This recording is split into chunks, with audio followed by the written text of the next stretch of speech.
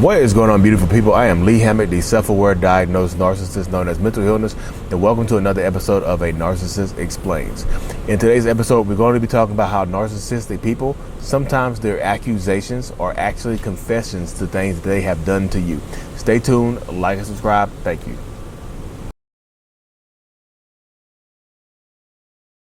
But accusations from a narcissist are actually confessions. So yes, that is absolutely true, y'all. Accusations from a narcissist typically are confessions or projections onto what they are actually doing. I tell this to people all the time. If you listen to a narcissist long enough, they will tell you exactly what they're going to do or exactly what they have done. Sometimes they'll cover up the truth as a hypothetical. Hypothetically speaking, what would you do if I cheated on you with your mom? I haven't done it, but what would you do?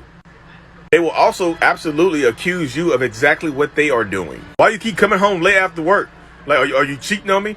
The whole time they cheat on you because they come home late from work too. Another way that a narcissistic person will subtly confess is by saying that someone else did it. They'll tell you a crazy ass story that a coworker did or a friend did or a relative did. The whole time it's them actually confessing to what they have done. It's a sinister way of getting it out of their system, like a firefighter putting out a fire they started.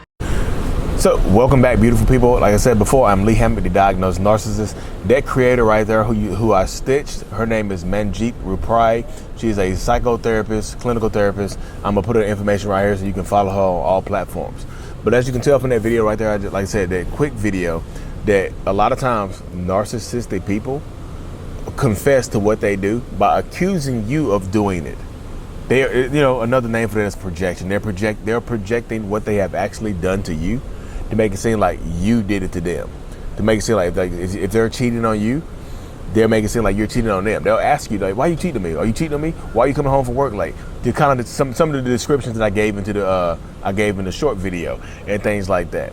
And like I said, I tell this to people all the time, y'all. If you listen to a narcissist closely enough or a toxic person closely enough, they will tell you exactly what they're going to do to you, or exactly what they have already done to you, just by listening to them. A lot of narcissistic people have this sinister way where they need to confess. Like, we need to confess and get it off of our chest of what we've actually done to you, what we've actually, put you through, what we've the things we've actually done. And like I said, I described a couple of ways in that video how narcissistic people can do that.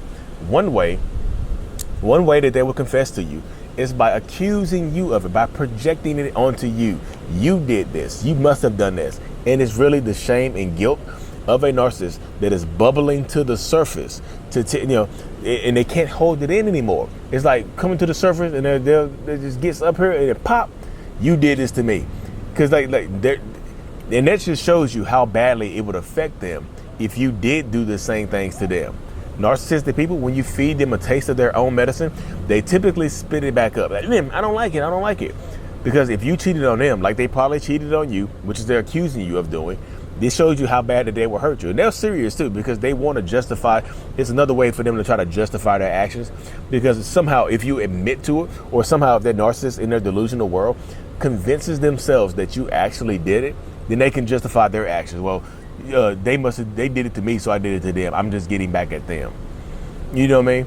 And it's just I'm just telling you, it's a sinister way for people to confess. And I know y'all looking in the background, y'all. I'm actually in Virginia Beach. I told y'all we having a meetup here in Virginia Beach on Sunday. The family just decided to come early, so we out here in Virginia Beach for the meetup on Sunday at Cova in Norfolk for from 9 to 12. Cova. I mean, not 9 to 12, 3 to 6 p.m. Cova Brewery in Norfolk, Virginia. We're going to be there from 3 to 6 p.m.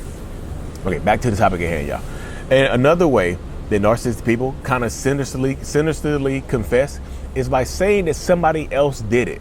They will tell you a graphic story, a graphic detailed story of something that somebody has done, some evil atrocity that somebody has committed, like cheating, lying, manipulating, stealing, whatever it is, y'all. They will say somebody else did it. They will accuse a friend of doing it. They're like, my friend is a terrible person. My friend done cheated on his wife 45 times with this girl at work. I told him to stop and he won't listen to me. Whole time, the friend that they're talking about is themselves. They just have to get it off their chest to make it seem like, okay, what would happen? They have to say it. They have to get it out of their system. I'm just telling y'all, I've been in that type of predicament before. I just had to say it. I had to get out of my system in one way, shape, or form. But I know if I told the person the truth, that they might leave. You know what I mean? So they'll cover it up by saying, oh, my friend did this. My cousin did this. My sister did this. My brother did this. They'll say somebody else did it, but in all actuality, it's them doing it. They do it. And that's a sinister way of them confessing to you, of them doing something heinous and bad to you. I know a lot of people don't take that in, but it will. And like I said, another way, y'all, another way that they will confess is by playing the hypothetical game. The hypothetical game. Like, okay, hypothetically speaking, this is hypothetical, remember. What would you do if I had a relationship with your sister? What would you do? Oh, you would go crazy? Okay, cool. I'm glad I haven't done it. I'm glad this is just a hypothetical game, that I would never have a relationship with your sister or your cousin. Hypothetically speaking. Sometimes the hypotheticals are truths that they're just saying, they're just getting out. I'm just telling you, they're getting out of their system. So if they consistent, I'm not saying that every hypothetical situation is a confession. I'm just saying though, if they keep bringing up hypotheticals, just weird ones, just dig a little deeper. I'm not saying this is the truth. I'm just saying just dig a little deeper. Don't get paranoid about it, but dig a little deeper and trust your intuition on situations like that, y'all. Just always trust your intuition when you're dealing with narcissists or toxic people or with anybody. Trust your intuition. Your intuition is there to protect you. They just will. Like I said, narcissistic people they like to confess. They just don't like to be held accountable for it. So one reason behind all of these different types of confessions is because literally it's them confessing, but they don't they confess. Okay, let me reboot the robot, y'all. Narcissistic reboot. Robot rebooting. Power back up. So they can confess without the accountability.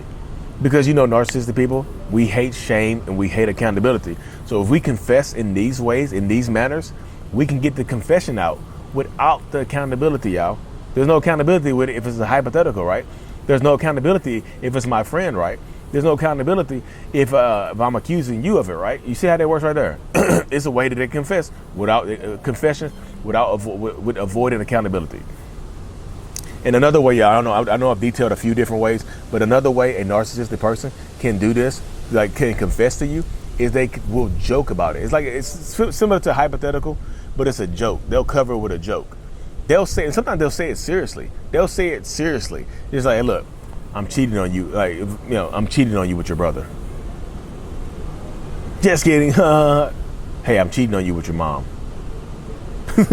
Just kidding. You should have saw your face. Y'all, some of this stuff is true. I mean, look, I'm not trying to make you paranoid and think every time they joke and laugh and go do hypothetical games on you that it's them confessing. But sometimes what I'm telling you is to dig a little deeper and trust your intuition.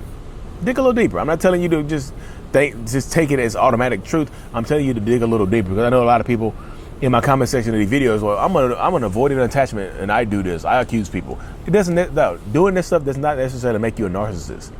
None of the stuff that I say absolutely makes you a narcissist, y'all. It doesn't make you toxic sometimes. Absolutely, yes. It makes you toxic. I lie all the time. Yes, lying is a toxic. It could be a toxic trait. Yes, you might have developed lying to protect yourself in your youth and things like that. But lying could absolutely very well be a toxic trait, y'all. It very well could be. The reason you lie is important, but lying is not a good thing in any way, shape, or form. In society's eyes. So a lot of times you have to protect yourself, y'all. So narcissistic people, y'all, I'm telling y'all, they want to confess to you. They want to confess to you, but they know they will be held accountable. If they tell you the truth, you might leave me alone. And I don't want you to leave me alone. I want you to keep you around, but I also want to live my life the way I want to live it. You see what I'm saying? Absolutely. I want to live my life. I want to live my life the way that I want to live it. I absolutely do. And I don't want to be held accountable for my actions. That narcissistic person in your life does not want to be held accountable for their actions, regardless of what their actions are. So y'all have to stay in power. You have to stay in your truth, and you have to stay. It's a journey of self-development. The wind is blowing. Got to cover my mic up. Yeah, the wind is whipping out here right now. I mean, like I said, I'm in Virginia Beach. I'm not too far from the beach. right now. But if y'all coming to the meetup, let me know, y'all. Like I said, the meetup is going to be June the 12th, Sunday, 3 to 6 p.m. at Cova, C-O-V-A, Cova Brewery in Norfolk, Virginia. Come out. Me, Ben Taylor will be there. The wife and kids will be there. Just come and hang out, y'all. Like I said, y'all, like and subscribe for more. Stay tuned, y'all. Please stay tuned to this. I really, truly appreciate every single one of y'all, because as much as y'all learn from me, I promise you I learn even more from you. Thank you. Like and subscribe. Peace. And the Narcissist is out. Peace.